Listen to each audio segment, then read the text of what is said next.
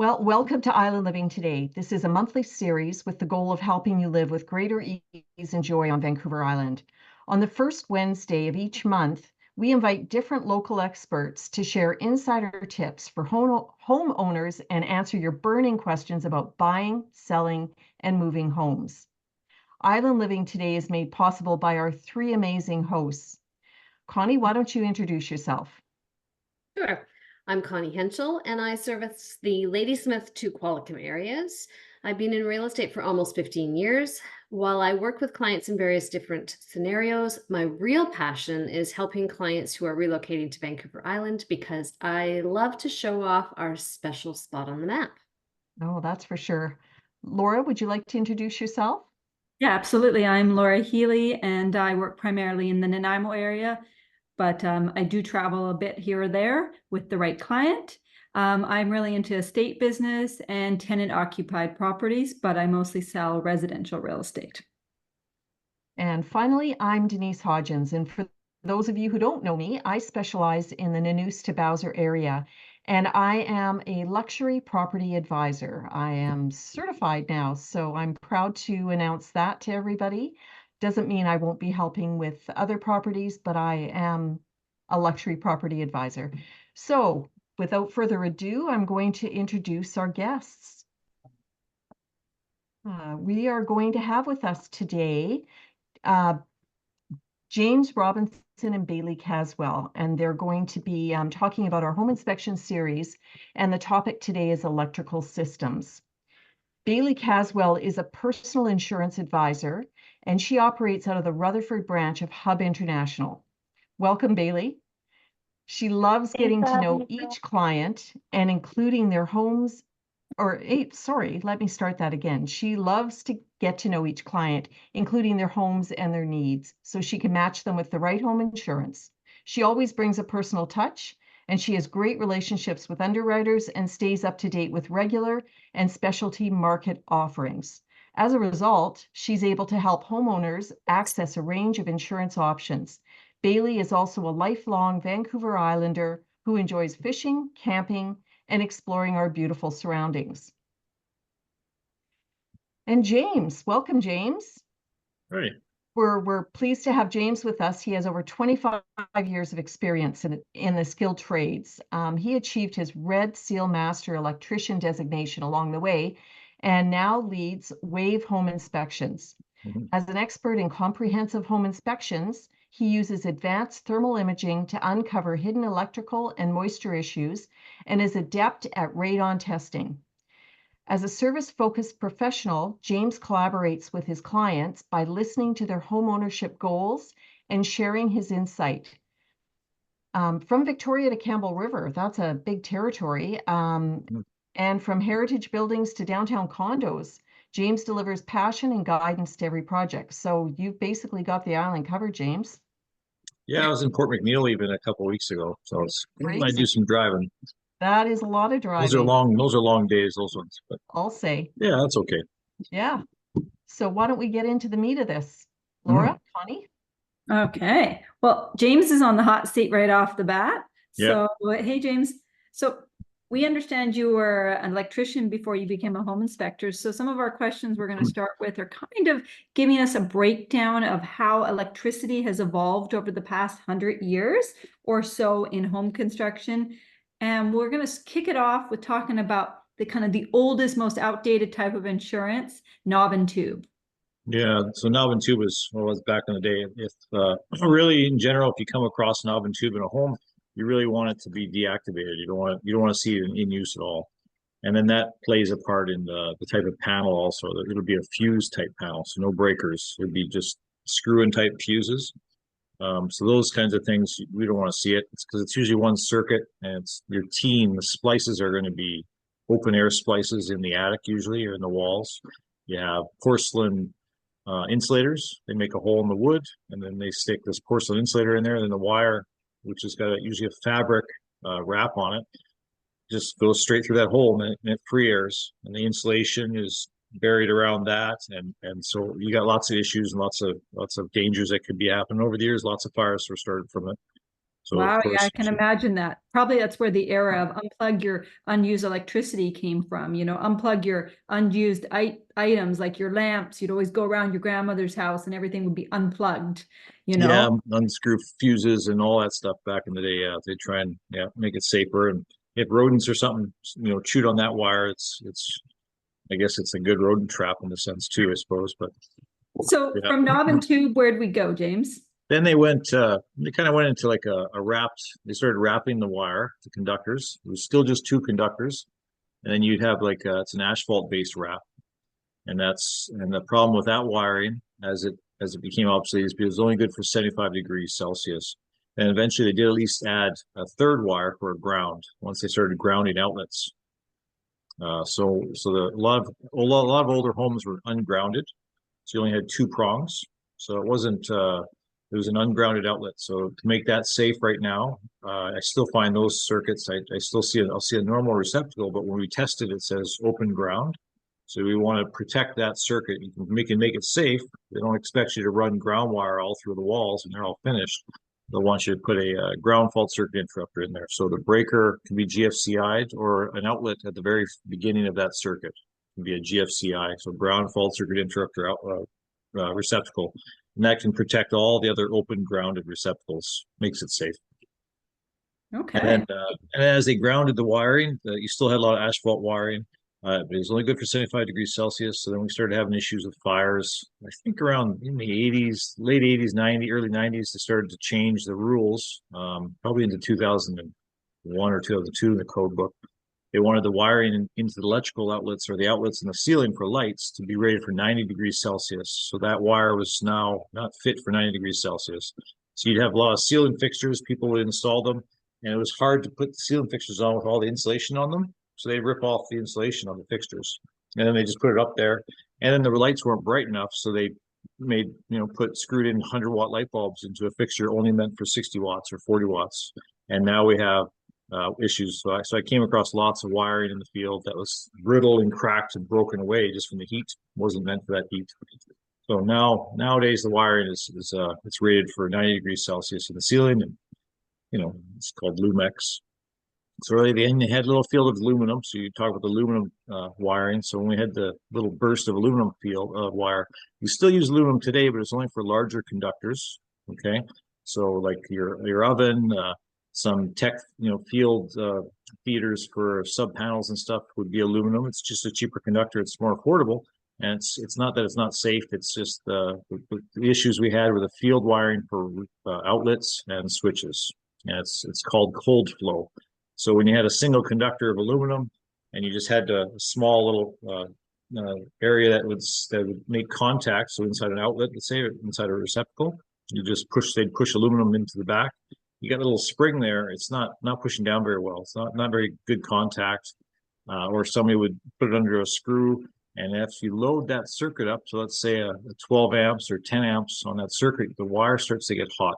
And then you have cold flow and the wire starts to squish out. And a gap starts to happen underneath the contact surfaces.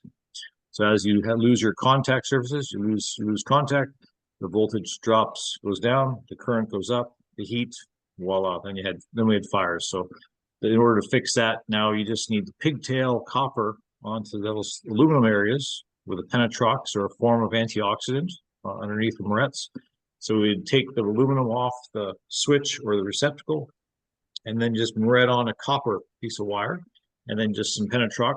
So two dissimilar metals don't disagree with each other, and then they'll be fine. Yeah, so that would fix aluminum. So from a real estate standpoint, at what year of home should a home buyer, when they're getting a home inspection, of course, done, should they be kind of asking some more questions on electrical? And what era are they kind of on today's current electrical? Is it 1960s, 1970s? Where was kind of the line in the sand before we moved for aluminum? I think aluminum was around the 70s, I believe, 70s to 80s, somewhere around the late 80s, I think. But you still come across aluminum, like there's builders that tried to get away with it, poly B, like let's say. So if somebody has lots of extra stock of something, they're going to try and get away with it today. So somebody tried to install poly B, this builder. I'm not sure if it was on the island. It might have been the mainland, but they had 5 or 8 homes they installed poly B in, and these are new homes today, this year. So it still happens. So it's kind of one of those things you're gonna just be aware. There's a little mischievous individuals out there trying to get away with things. So you just You gotta would be aware hope of what the you see. city people checking it wouldn't allow it to proceed. Okay, No, Connie. somebody just finally caught it, but a lot of inspectors won't be there to, aluminum wire or something. I've still seen it sometimes. Somebody has extra aluminum somewhere and they ran a couple extra circuits. So you just got to be aware of those circuits. So I'll pretty much inspect every house from 100-year-old to 5-year-old. It's really important. Just check the electrical. Awesome. Sorry, just to interrupt here. Baylee, can you tell us what the implications of home insurance are for if a home has knob and tube? Can you get insurance? Yes, it's definitely difficult trying to find coverage with a regular lines insurance company. All of our insurance companies have set criterias of their appetite, the kind of business they're after, and knob and tube isn't up in there. So that's where we have to approach our next layer of insurance providers that are sometimes referred to as high risk or specialty carriers. And they can be a bit more accommodating for a premium, of course, with knob and tube. Typically, they do want to see that the homeowner is motivated to get that replaced. So usually with a new purchase, if we can explain to them, look, our clients are motivated to get this swapped out, they've had a meeting with an electrician, if we can paint a nice picture for them, then they're a little bit more accommodating with us. Okay, interesting. Sometimes a home inspection identifies knob and tube, but it's not connected. Does this affect the ability to get, I see that quite often when you just see some wires hanging still, but it looks like it's not connected anymore.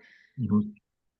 Yeah, as long as it's not connected, there shouldn't be any issues. In a perfect world, we would want to see that taken out. But again, when it's a new purchase, our buyers don't have the ability to go in there and start ripping things out. So that's where we can kind of approach the underwriter. This is the situation. It's not connected. Can we give them some time to get rid of that? And they're usually accommodating if we can tell them that there's a plan in place.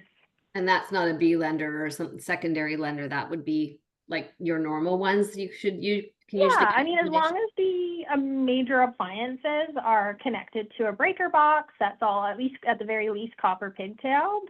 That's sufficient to keep our underwriters happy. They do want to see that older systems like knob and tube or poly B are going to be replaced in the near future or taken out if it's not connected. But as long as you don't have any major appliances plugged into the knob and tube, it's not connected, it shouldn't be a concern here. Good. Okay, sounds good. Thank you. So James, lots of homes in Nanaimo were built in the early 1900s and into the mid-century. There's some gorgeous mid-century homes, as I'm sure you've inspected in Nanaimo. Mm-hmm. Talk to us about how, we'll see homes that have three, we have new appliances, we want the latest, greatest air fryer, we want the latest espresso machine, and they come with 3 prongs. But some of these older homes have only 2-prong outlets. Yeah. What can homeowners do to accommodate this, and where should they be careful? Well, if you're coming into a home that has just strictly, it's an ungrounded system, that's the 3rd prong is for ground. You can have it updated to a 3-prong, as long as that circuit's protected with a ground fault circuit interrupter. And then you want to verify the circuit's capacity, how that wiring is run, what's in the wall feeding it. That's a good, electrician should be checking that. But remember, all the older homes, the rules were there's a lot less electrical appliances requirements for homes. So you come into a bedroom sometimes and there's only 1 outlet. So a lot of times you're going to have to upgrade. You're going to want to run some extra circuits throughout the house anyway. It usually ends up upgrading the panel, upgrading the size, the capacity, and everything. Because usually the home has got sometimes 8 or 10 circuits max. Sometimes you come into a kitchen, you'll have 1 or 2 outlets if you're lucky. Just the older ones just didn't have too many. So yes, you just plan on possibly having an electrician for adding some extra circuits, if the panel can handle it. That's great. Yeah, mm-hmm. Absolutely.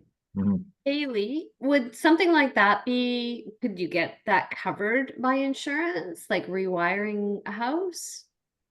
That would fall more so under regular routine maintenance. It is the obligation of the homeowner to do regular updates of their home. Insurance is really just designed to respond to those sudden and accidental claims, whereas updating your wiring is a little bit more on the maintenance side. We talked about aluminum a bit, and I was a little bit surprised to hear that we still have some today, because I mean, even like newer homes, that was new to me.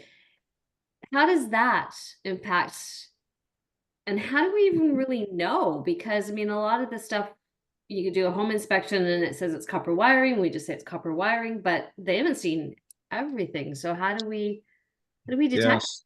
Usually we'll, it's not, standards of practice don't require a home inspector to open up an electrical panel. So in reality, and we don't have to pull the stove off the wall and open up the receptacle and then take a look. So you wouldn't know unless you open up the electrical panel. So as long as you open up the safe side. But usually the larger conductors can be aluminum, and they're not an issue because the types of connections that they're seeing are a larger connection. It's usually torqued properly. It's a bigger outlet. For like a stove, it's a 50 amp outlet or a 40 amp outlet. The dryer, stuff like that. So you still see aluminum quite often that way. It's the aluminum that was going to the receptacles for your normal appliances. That's what we worried about. So all the switches and all the normal outlets that you plug your vacuum cleaner into, your space heaters into, that's with aluminum and single conductor aluminum. So the bigger, larger conductors feeding a stove or feeding a dryer, usually be a stove. You have multiple strands of aluminum. You'd have 5 or 6 or 8 strands. And they're making up a bigger bundle, a larger size conductor, all combined. So you don't usually have issues. We don't have cold flow issues that way. Cold flow is with one single conductor going to an outlet. And if it wasn't torqued down properly underneath the screw of a receptacle, that's it. It was eventually, if it's loaded up heavy with space savers, space heaters, that's where the cold flow starts to come in, and then we have issues in arcing and sparking. And we might let the smoke out. We don't want to let the smoke out. No. So, Or before we skip back to Baylee, sometimes breakers would flip, would they not? Causing the overload? Is that something? Because I know I have clients who have mid-century homes and they're like, my breakers keep flipping. Yeah. And I know we talked in our prep call about some solutions to, reduce the impacts until they're ready to do a full electrical upgrade. What were those again? So if they're adding too many circuits, too many outlets to that circuit, that would cause the nuisance tripping. If you're starting to add, you're overprotecting, like sometimes you'll find ground fault circuit interrupter breakers, and then somebody will install another GFCI outlet on that same circuit. You can have nuisance tripping that way. So you're double protecting, it's redundant protection. We don't want that. We just want one device that protects. Then arc fault circuits that's actually microchipped. So they have the breaker itself. So an arc fault breaker, they have arc fault breakers, which are all combination arc fault / ground fault circuit interrupter breakers, but there's a little microchip inside that breaker, and they've memorized thousands of arcs, different types of arcs. And that's how it knows if it's an arc on the other end of that line. So they've gotten better. They've memorized a lot more. So when they first started to come out, we had nuisance tripping everywhere. So things were always tripping. It was a nonstop. And as they started to improve the breakers, so things are a little bit better now. So you still don't arc fault the let's say the refrigerator, the furnace. We don't arc fault the kitchen receptacles usually, stuff like that. Those things. A sump pump, we want that to stay on. It's not going to be an outlet that many people use, so they've decided they don't need to worry about that. And it doesn't have to be GFCI'd either for a sump pump or heat trace. So certain circuits the electrician will let you know what's today's code, the most newest and greatest, what's going to be for I'm probably moving my hands too much, sorry. But that's okay, James, it just shows passion and love. Yeah. That's right. So let's get back to Baylee. Baylee, I think Connie has a question for you. Yeah, just back to the aluminum. So that little piece of aluminum bit, is that a problem? Do you find any hiccups with insurance, or is that? Yeah, it's definitely easier to get coverage on a home that has aluminum versus knob and tube. It's definitely less than ideal. Copper is king. Usually when aluminum wiring is present in the home, it's not a hard no. but there's going to be some follow-up questions. So the biggest one is the aluminum wiring going to be copper pigtailed into the breaker panel? We got to paint the picture for the underwriter, like how much aluminum wiring is there? Is it the full house? Is it a couple rooms? Is it just the garage? So if we can kind of paint the picture, if there's anti-oxidization paste present, if it's copper pigtailed, there's just a small portion, usually I can convince the underwriter to take it on. I do have 2 companies out of the 12 we represent at Hub in our regular lines market that are okay with aluminum wiring with the copper pigtails and the paste present. It doesn't necessarily have to go high risk with aluminum. If the house is fully aluminum or we don't have an idea of how much, like if it's 90-10 or 50-50, that's where I'll recommend my clients to see a certified electrician and do an inspection. Like that. Okay. So let's go back to the amperage in the home. Say a home has 60 amps. How does that show up, and how does the insurance, how does that affect the insurance? Is there a certain number that you have to have? Usually we like to see minimum 100 amps for a primary residence. The only time that 60 amps really come up is in seasonal residences like Horn Lake cabins. You don't have major appliances typically on your off-grid cabin, but 60 amps just isn't sustainable enough for all the major appliances we're running.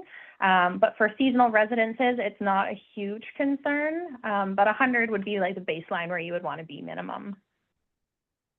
No. James, what about you? Let's talk about what you see in home inspections and, like, what are your recommendations based on what your clients' needs are telling you? Like, I mean, from an insurance standpoint, we like to see 100 amp, as Baylee said, but what should clients know, like, what are the trigger points? Like if they say to you, hey, I might want to put in a hot tub. Hey, I might want to add an electric car. Where does that conversation naturally flow? Because I know we've had that conversation. Yeah, so 60 amps aren't allowed anymore unless it's like a hotel room or a condo or something that the building's supplying. And then a lot of times you don't see it anyway. We don't see the main breaker, but so most family residences always have a minimum 100 amp. That's pretty good. But if you have like then you got to worry about code calculate or load calculations for the home if you're going to add let's say an outlet for a car. So like a level 1 is just a 20 amp or plug it into a 120 volt outlet. It's not a big deal. The cars usually come with that. Some cars come with a level 2. Now you're talking about a 32 amp load, so it ends up being on a 50 amp outlet.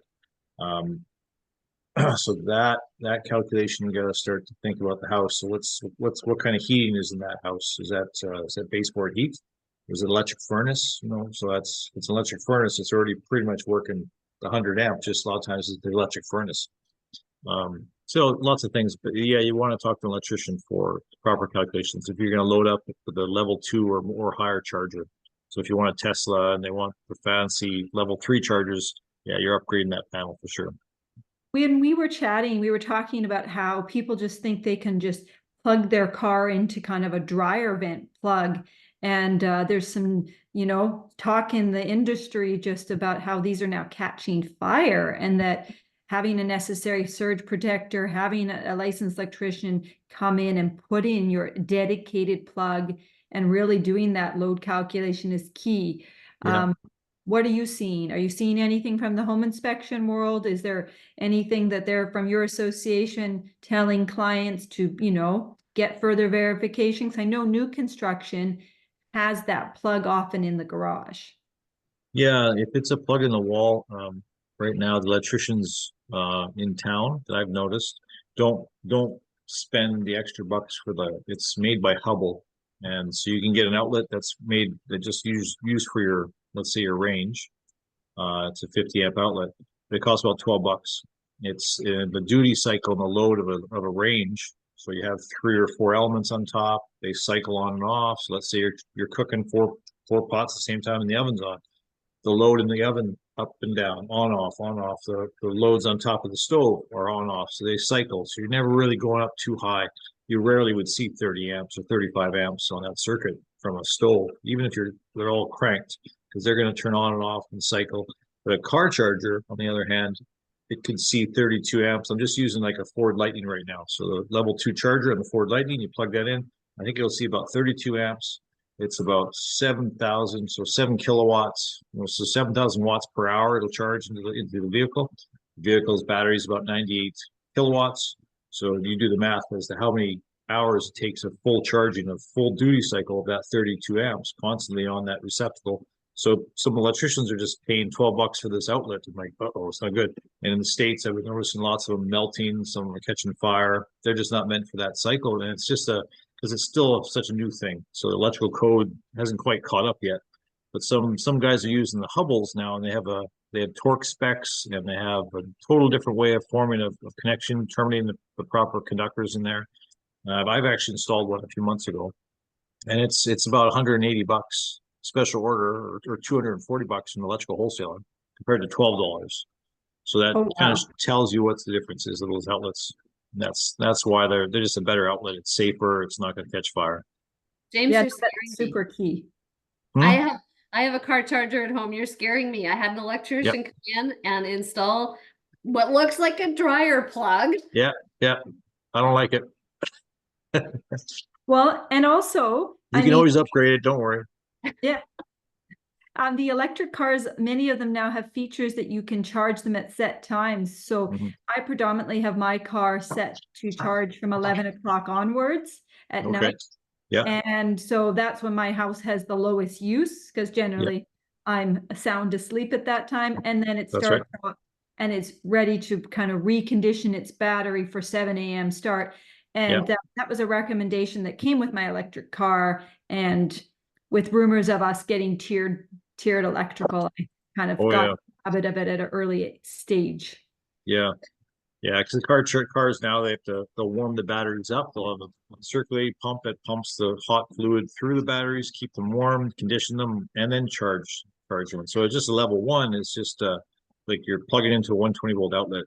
It's going to work pretty hard. 2 days or so. Yeah, it takes a long time. It's only pushing about 1,000 watts, and it's got to heat the batteries, packs up, which is monster, and it's got to circulate all that fluid, so it's working too hard. But level 2 is pretty good, and it really depends on what kind of level 2 charger you have in your car. And so that outlet it's just one of those things that can be easily upgraded if it's a cheaper outlet. It can always be upgraded. With the industry changing, over the next 10 to 20 years, I think it's those that are veering that direction, getting a head start. It'll be advantageous, that's for sure. Connie, do we want to ask Baylee about how electric cars affect insurance? Do they affect insurance at all? No changes as of right now. I think the insurance companies are encouraging any green initiatives. Usually with the car chargers, there is some sort of electrical upgrade if your home is a little bit older and only set up for 100 amp service. But with the newer homes, I haven't heard of any concerns on the insurance end. Okay. Me or you next, Connie? Where are we at? I think it's you. Okay. So let's talk again a little bit more about electrical panels. Does it make sense, James, when you see a home? Does it make sense when we automatically go to the thing goes, I should get a 200 amp. But sometimes I hear electricians recommend 2 100 amps, say, for example, in a suited home or a home with a workshop. What is the difference? Is it just a cost savings, or is it actually more expensive?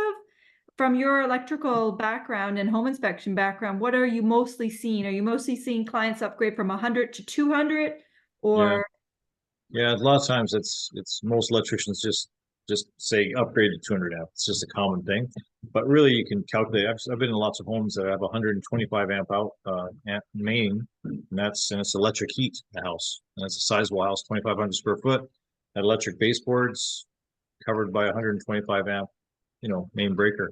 So that's fine. It's covering that heat load. And if you ever wanted to upgrade, your first upgrade consideration would be a heat pump. So heat pumps fall into the 300% more efficient area category. Some of them are even higher. So some heat pumps now, the new ones, they don't require any electric boost at all. So they'd be even more efficient. So it saves you by 400% possible with heat pumps. Well, and I just had a really interesting conversation with a modular home park that said, I'm sorry, our grid is at maximum capacity for a very well-established modular home park in Nanaimo. And they said with all the heat pump regulations, sorry, you can only add an air conditioner unit. You can't add a heat pump. They draw too much. And this was new to me because I assumed that a standing exterior air conditioner would It's the draw same thing. similar thing. So I thought maybe they're missing, maybe they're thinking of a plug-in air conditioner. Yeah, if they're allowing air conditioners, it's the same thing. So a heat pump is a reversing air conditioner. That's it. So they're obviously they're missing something, or somebody's told them something wrong.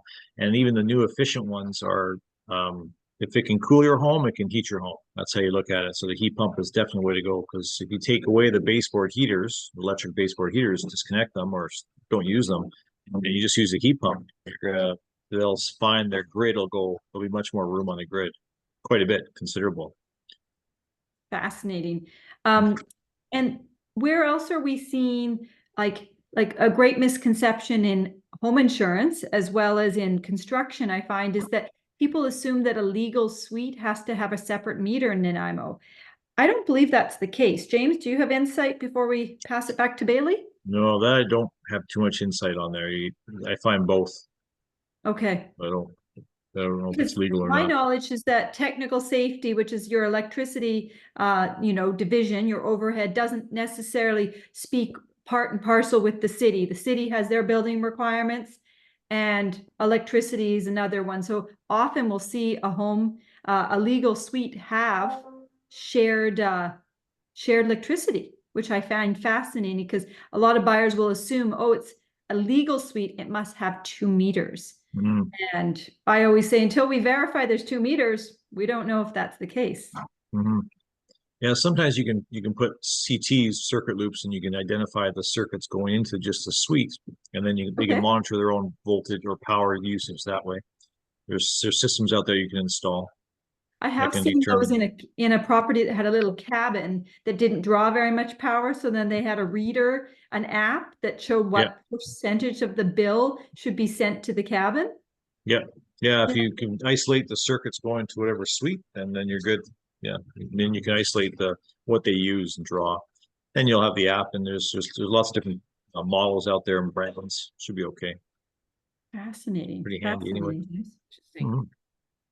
Anything like that, maybe that you can think of that would give insurance benefits, like help lower insurance, like if there was stuff like that there's rebates back or premiums? No, not really. Yeah, and in insurance, they don't ever ask us if the suite is legal or illegal, as long as there's a clear divide between the 2 units and it's completely self-contained. I'm more so just thinking like the convenience aspect, like if the breaker trips and I'm on holidays and my tenants can't, run their toaster while I'm gone. But insurance-wise, I don't see any concerns there. We don't get into the nitty-gritty of whether suites are legal or illegal. Awesome. James, I'm going to add a new question, put you on the spot. Let's talk about modular homes, and let's talk about electrical safety certification. When is it triggered?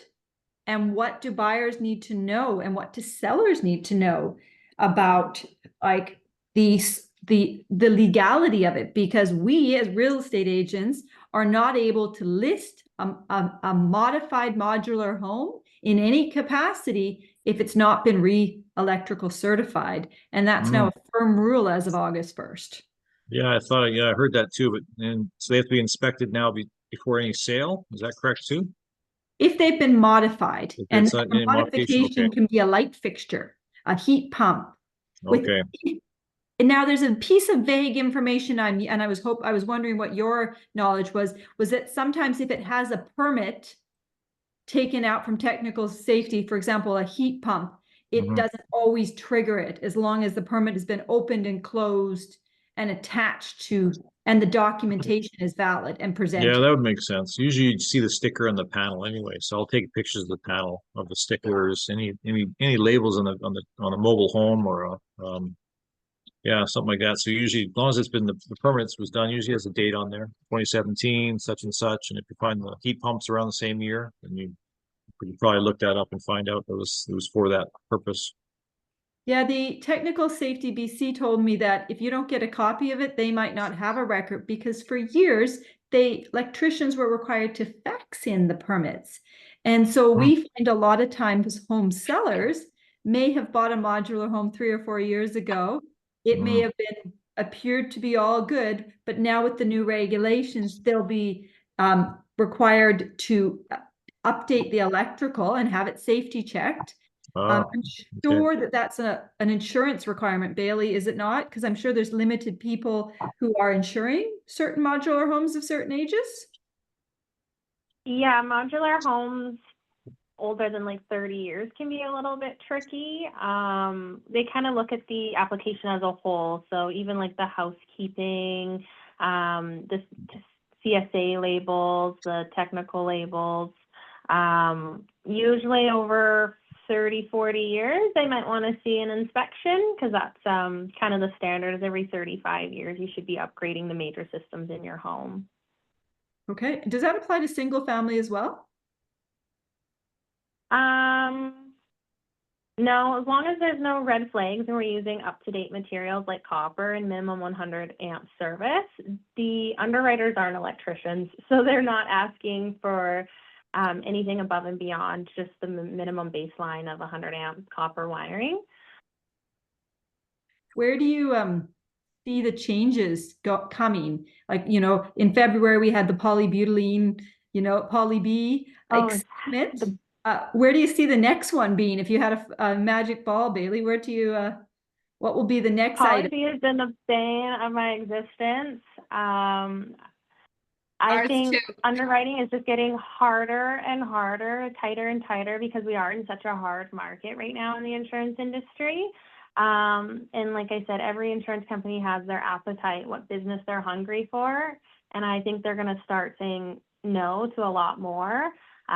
So when I ask them for accommodations on aluminum wiring and I can paint them this beautiful picture, it's been inspected and all these great things, they're likely to say yes now, but I think in the next 5 years, they're going to take that away. Okay, so that'll be the next big one. Yeah. Okay, I find that so fascinating. Yeah. James, Keeps me on my toes. Well, if we have a magic ball, right? I mean, we talked about poly B products for a number of years, and plumbers had their perspective, home inspectors had their perspective, the city or the reports had their perspective versus well water versus chlorine water, age of home, accessibility, all of those things. I mean, from a home inspection standpoint, James, it's pretty hard to inspect a home that has polybutylene, a slab on grade. How do you guide clients when you find poly B in a home that's slab on grade? What's your conversation other than you need to talk to a licensed plumber? Yeah, that's what it's going to come down to. Just assume that you're going to more likely be remediating the poly B, and usually they just run on the surface, pick one spot, and then box it in instead of trying to cut open all the walls and repipe it that way. They'll usually just pick one corner. If it's a 2-story, of course, you go upstairs. If it's a single story, then rancher, that's not so bad. You still got to make a little bit of a mess. A lot of the work is drywall, paint, labor that way. I know I sometimes look at a house and I'll see if the bathrooms and kitchens are lined up. If it's a 2-story, and my logical brain says that might be potentially easier. Yep. But still. Yeah, for sure. Yep. I have a question for Baylee. It's actually off topic a little bit, so I'm going to throw you under the bus a little bit here. But, I mean, with climate change and all these disasters that are happening, what do you see happening in the insurance industry? Like, for example, we do live in an earthquake zone. Is there any new earthquake stuff happening? Or there's areas, for example, most of San Periel is that right? Denise, is that right? Okay. In Parksville is in a flood zone. So how does that work with insurance?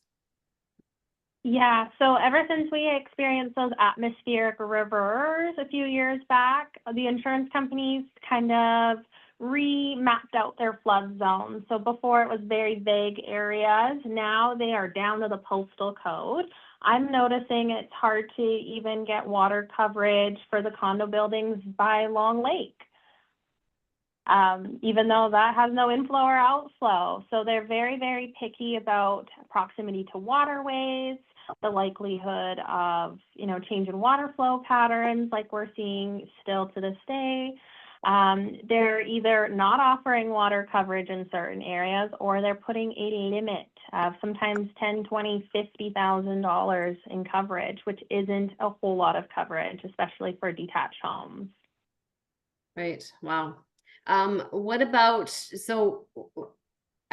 renewals and things like that? If properties have, for example, Poly B, and nothing has happened, they haven't had any problems with it, or these flood zone areas changing, but they're renewing their insurance Yeah, so the companies will grandfather you in. So essentially, if you have home insurance right now and you have Poly B in your home, hold on to that policy, because out of the 12 companies I work with in a regular lines market, I have one that will take Poly B. It doesn't matter if it's copper crimped and elbowed, doesn't matter if you've had an inspection, they just don't want it anymore.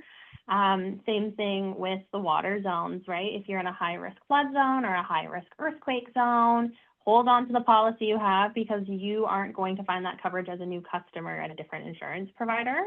Out of the 12 companies we represent in regular lines, I think I'm down to 3 or 4 that still sell earthquake on Vancouver Island. A lot of companies have pulled out of the earthquake game entirely in BC. Just because they're at capacity. They know that if there's a big earthquake, they're going to go belly up, so they can't continue to sell it to new clients, but they will honor the clients that have been grandfathered in with that coverage. And it's a great question in real estate. Do you get a quote with or without earthquake? And there's always a massive price difference. Yeah. I always have that conversation with my clients, and I'm very transparent we get surcharged through the nose for earthquake coverage because of the high risk area we live in. As long as it's not a requirement of your mortgage, it's completely optional. Sometimes what I'll even offer to do is there's a happy medium option between full pop earthquake and bare bones. Is we can keep the earthquake coverage just on your house and take it off your contents. And sometimes that can save our clients a few $100s if they're kind of on the fence whether they can afford the earthquake. A lot of clients do see the value. I mean, we live on a vault line on an island, but that premium, not everyone can afford it, quite frankly. So if we can find a happy medium option that meets our client's budget, or if they simply don't want it, I have earthquake on my house. That's what matters, right? But as long as our clients are making informed decisions and it's not a requirement of your lender, then you don't have to take it. Yeah, deductibles can be quite high, can they not? Yeah, so earthquake is the only coverage where the deductible is determined on a percentage basis, and industry standard right now is a 15% deductible. And a lot of people look at that and say, that can be tens of thousands of dollars, but it really is designed that way to discourage people from putting in small claims after small rumbles like glass breakage or small cracks in foundation. The earthquake insurance is really designed just to respond to the big one when your house is flattened. Yeah. Okay. Not any fun, for sure not. Wow. James, let's go back to kind of the top 3 to 4 or 5 things you see in home inspections. And, what are you mostly seeing? I know this is kind of a new question added, but what are the kind of consistent things you're seeing over and over again? So if you're a home seller, what should the few items you should be checking or dealing with for preventative maintenance? Our famous mildew in the attic. Let's talk about that, or let's talk about what are the repeat offenders that you see over and over again. Just in general. So no, it doesn't have to be electrical. Like electrical panel wise, be needs panel fillers are missing, knockouts are missing inside the panel. There's openings. They haven't used connectors. Throughout the house, you can say on the roof. Usually on the roof, I find probably 3/4 of the time all the vents, exhaust vent caps. So anyway, anything that exhausts through the roof. So dryers are not usually too bad, but anything with a screen on it. So your bathroom fans, kitchen exhaust comes out the cap in the roof that has a little screen on it. And wasps love that little area for nests, and they build a nest in there. Then the flap doesn't go up anymore. And that's probably on 3/4 of the roofs I go on today. Just 3/4. It's almost guaranteed. You got to be careful when you go to. I go to test caps and roof vents. You try and lift them up, but I first wait and watch for any kind of wasp flying in and out. That's all. But yeah, a lot of times those vents they're not functioning very well because the wasp nest has blocked it. That's probably 2/3 of my inspections right now. Wow, that's awesome. A lot of times people don't insulate the piping in the attic. And that causes issues. That causes moisture to build up on the inside of the pipe. So you get condensation in wintertime. So it's only in wintertime. But when it gets cold, you're going to have moisture building up on the inside. And if you don't insulate the pipe, especially the dryer is sending out lots of hot air up through the roof. And that hot air going through the attic, in unconditioned space, it can build up a lot of moisture on the inside.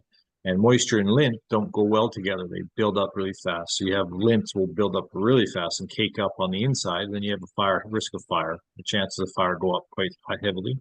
And some people still use vinyl flex for the dryers. That's a no-no. I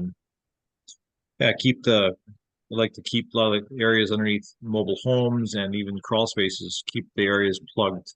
Blockage. You want to make sure there's no areas for rodents to go in, because rodents seem to get in everywhere. But you can stop them from entering. That's important. Just setting up traps doesn't work. You're just going to kill some, and then there's going to be more. So just try and completely block. And they feel really tiny too. Yeah, they can sneak in a lot of things, but there's ways you can block it. There's companies I think that can go around and take care of that stuff too. So that's good. Mm-hmm. So I have had an inspection series with those. Yeah. Mhm. I have a couple of questions here. Mhm. So Baylee, you were mentioning that, when something is found in a home inspection, such as knob and tube or aluminum wiring, something that the insurer doesn't really want to have, the homeowner will be given a certain amount of time to remediate that.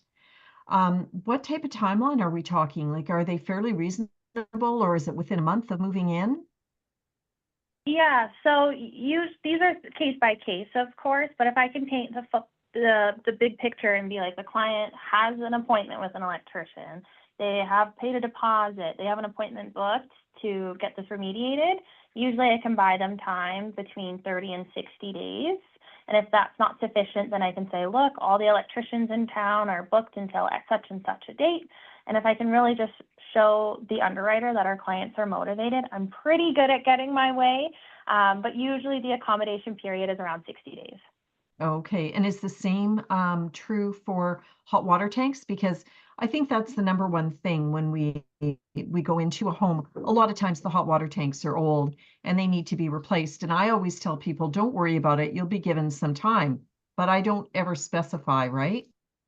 Yeah, of course. Usually insurance isn't overly concerned with hot water tanks until they creep up to the 20-year-old mark.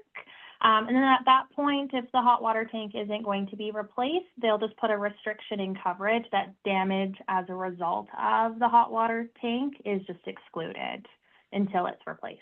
Wow, that really is a surprise to hear you say that, because I don't know about everybody else, but I have been told 10 years, that's it. It has to be replaced. And that's what I tell my clients. So that's 8 to not 12 true. years is kind of the average life expectancy, but most insurers will give you up to 20 years before they start restricting coverage. I've never not been able to get coverage because of a hot water tank. Usually it's, okay, we'll take on the business, but we're not covering the hot water tank until it's replaced. Right. Okay. That's Maybe interesting.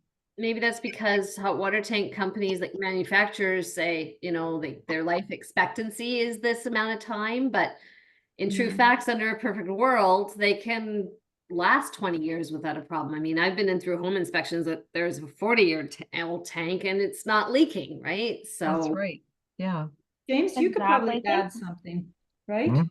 James, you could probably add something like when you can kind of tell if they're going to start leaking, like what are the telltale signs, is there Yeah. rust?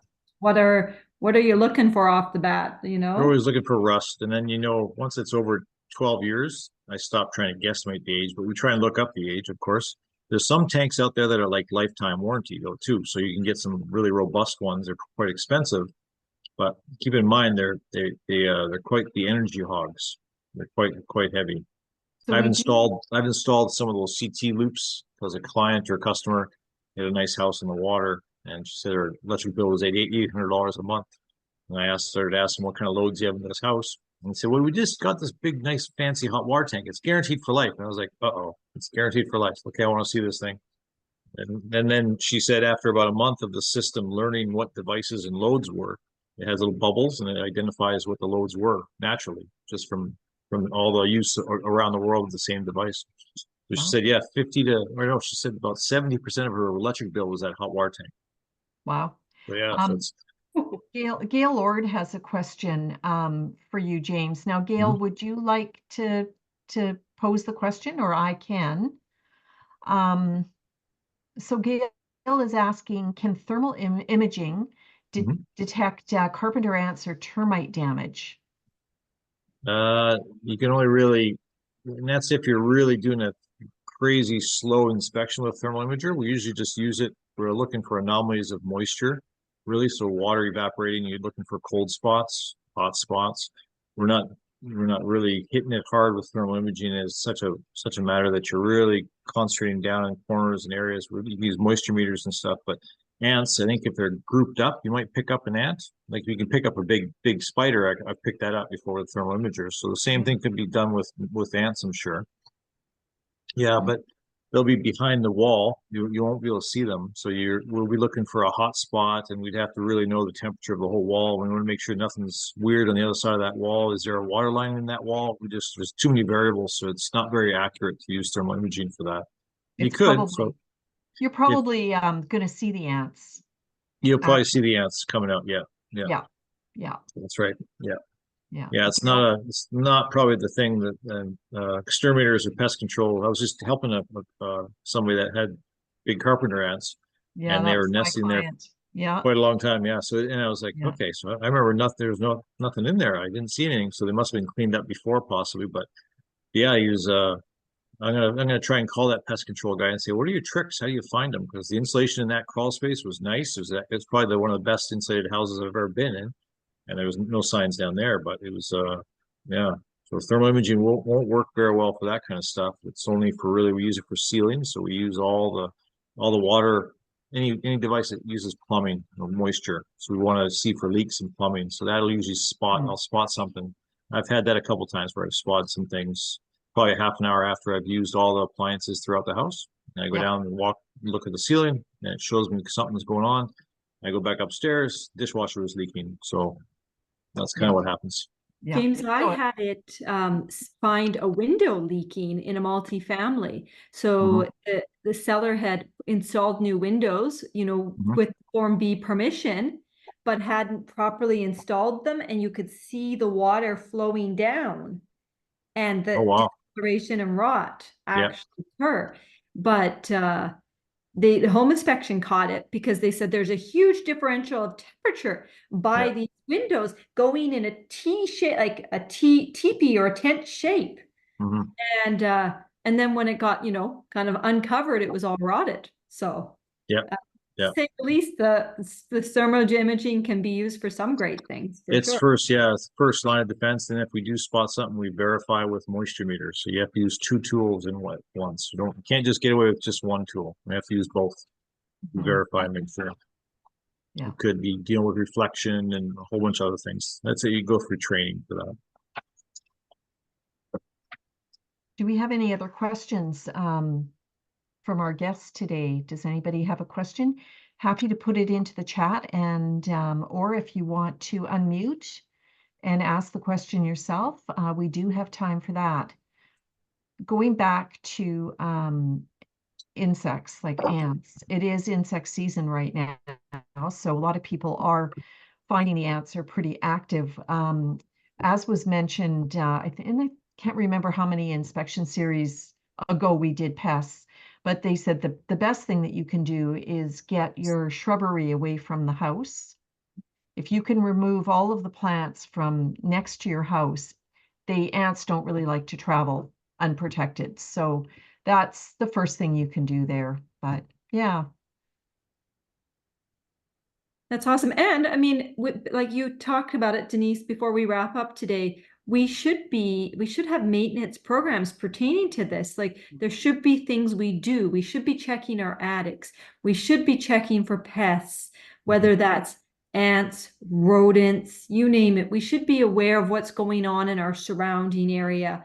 We want to check those dryer vents to make sure they're connected.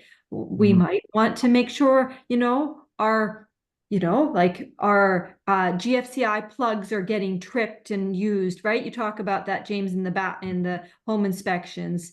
So, there are some common sense things, like I get my furnace and fireplace and gas stove and gas fireplace or gas hot water tank serviced every year because Fortis offers a small bill credit and because they're big infrastructure, that's almost $20,000 that has been put in my home that I want to ensure is running top-notch condition every year. I want to get that, 20-year hot water tank lifespan. The tankless? Sure. Yeah. Okay, tankless is you want to flush it probably every year. You can maybe get away with every 2 years here. In Alberta, definitely maybe twice a year. Wow. It's all up to the quality of the water and how hard it is. All good things to know, right? Yeah. Well, do either James or Baylee, do you have anything that we can send to our people when we put the video up online? Do you have any handouts or anything you would like to share?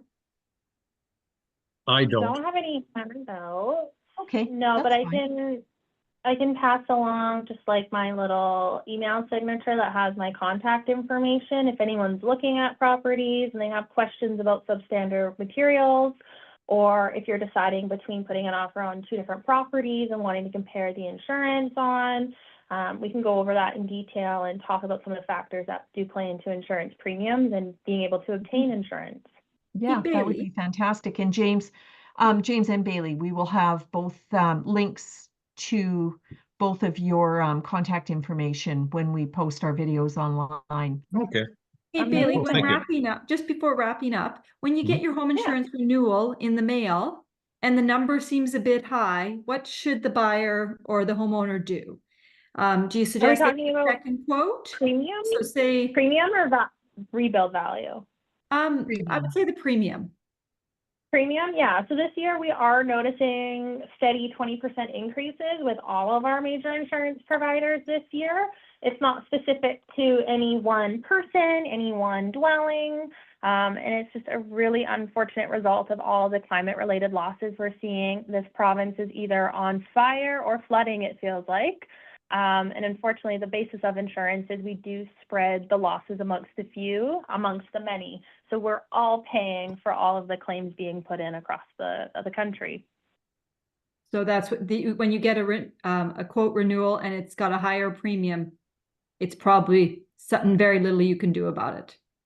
Yeah, I mean, 20% is the average threshold right now. I know at Hub, we get notified if the increase is outside that average threshold, and we will, as a broker, shop around with the other companies we work for just to make sure you are still getting the best value. But I don't see insurance premiums trending downwards anytime soon with the increase to losses we're seeing. That's an awesome way to end this session. Thank you both. Yes. Thank you. Thank you very much for your time and all of your knowledge. It's been very enlightening. And thank you everyone for having me.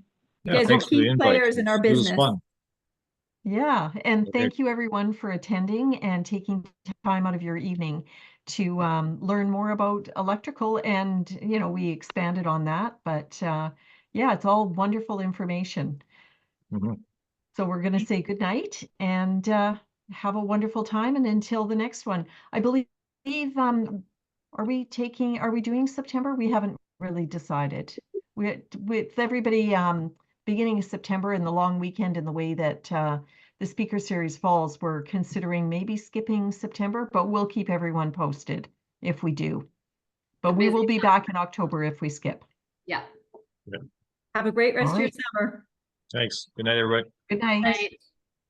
Hey, everyone.